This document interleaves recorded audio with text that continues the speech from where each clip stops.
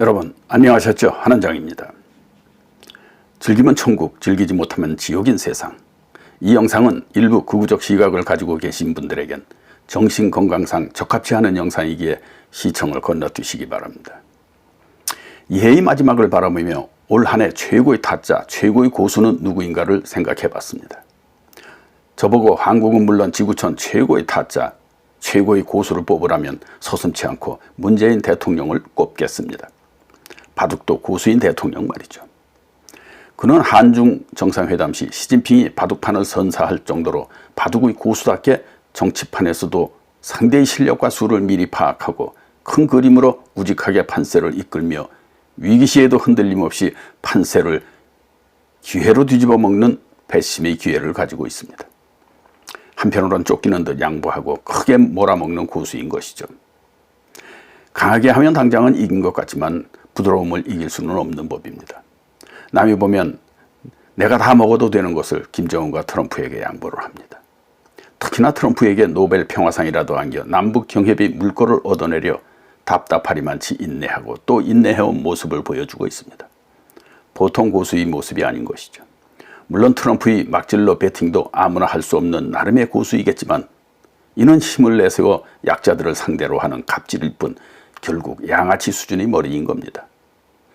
따라서 트럼프는 물론 시진핑이나 아베나 다 갑질하다 코피 터지는 그런 수준의 하수들인 것이죠. 뭐에 터지는 줄도 모르고 코피 흘리게 되는 겁니다. 한국의 적폐의 소굴이여 갓파더인 검찰이 막가파식 칼질을 벌이는 갑질도 역시 마찬가지이고요.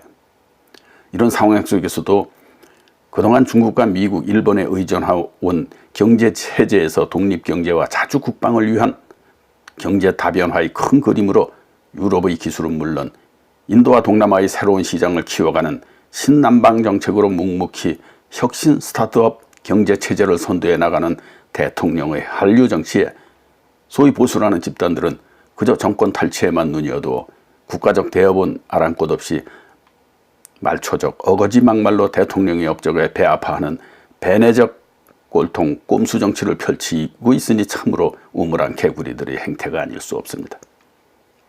이런 시대착오적 사고방식으로는 결코 한 발자국도 앞으로 나갈 수 없으며 오직 뒤로 돌아 추억의 독재시대의 유물이 되고 마는 사회의 루저가 될 수밖에 없는 겁니다. 자고로 실력이 모자라 수에 몰리면 이판사판 개판을 만드는 하수들 중에 하수들이 정치를 하니 국회는 개판이 되고 서초동 양아치들은 정의를 강간하고 언론은 진실을 왜곡하여 짜깁기 찌라시 뉴스를 찍어내게 되는 거죠. 세상 어느 분야에서건 룰을 무시하고 욕심을 부리는 자는 폭망하게 되어 있습니다. 풍선을 크게 불어대면 결국 터지게 되고 먹고 또 먹으면 결국 장이 막혀 죽어야 하던 말이죠. 대신 평상심으로 욕심 없이 남을 이롭게 하려는 이타심은 결국 모든 영광과 잭팟을 얻게 되어 있습니다. 그래서 결국 욕심을 부리지 않는 자가 최후의 승리자가 되는 것이죠. 이는 개인이나 비즈니스, 게임이나 스포츠, 종교나 정치 모두에서 마찬가지입니다.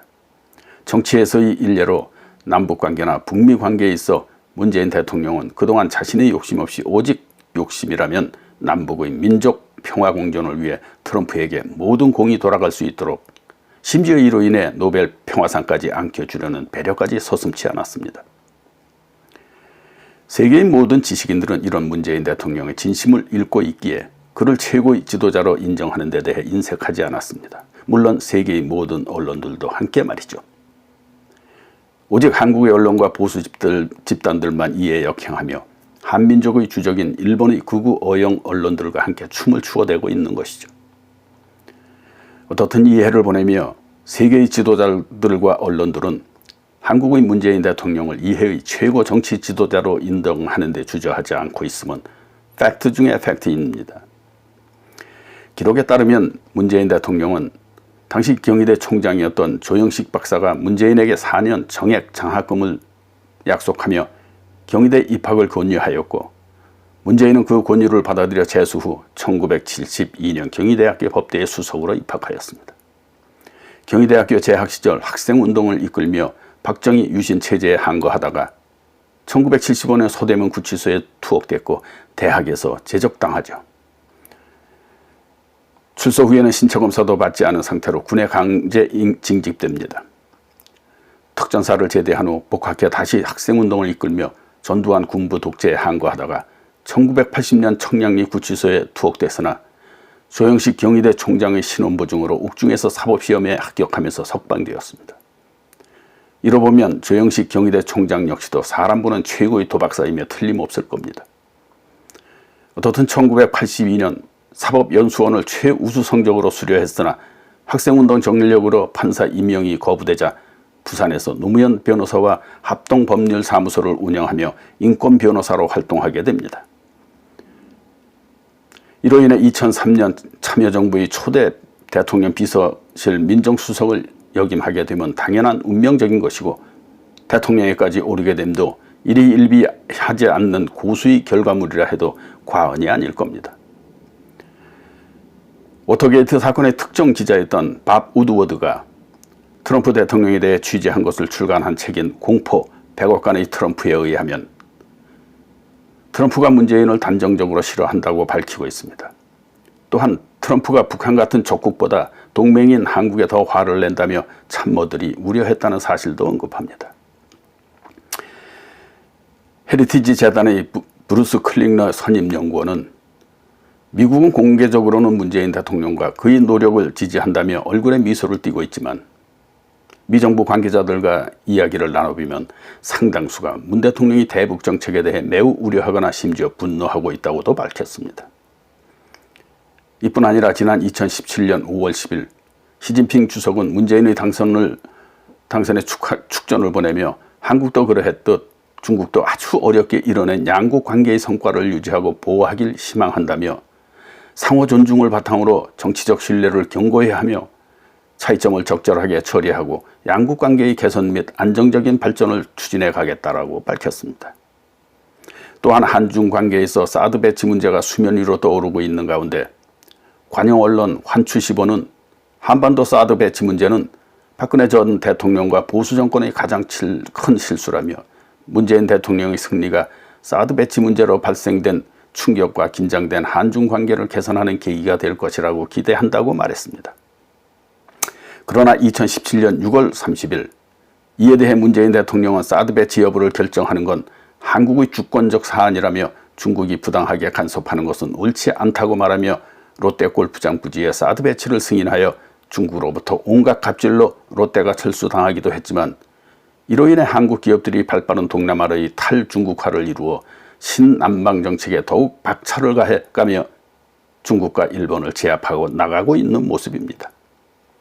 위기를 기회로 바꿀 수 있는 능력은 미리 판을 읽고 있지 않으면 불가능한 일이란 것은 여러분도 충분히 공감하시는 진리일 겁니다.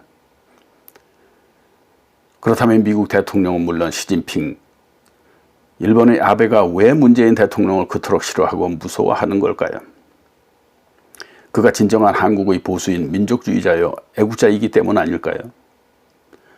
보수의 아이콘인 극보수주의자들인 트럼프나 시진핑이나 아베가 문재인이 껄끄러운 이유는 자기들보다 더 민족적 보수인 존재이기 때문인 거죠. 자칭 한국의 보수라는 군사 독재의 사생아들은 이들 강대국 보수들의 하수인에 불과한 존재들인 거고요.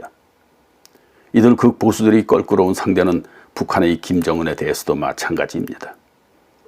북쪽엔 김정은, 남쪽엔 문재인이 각각의 정치 경제 체제에서 보수의 길을 가고 있으니 이들 진짜 고수들의 행보에 동북아의 판세는 이끌어져 갈 수밖에 없는 것이고요.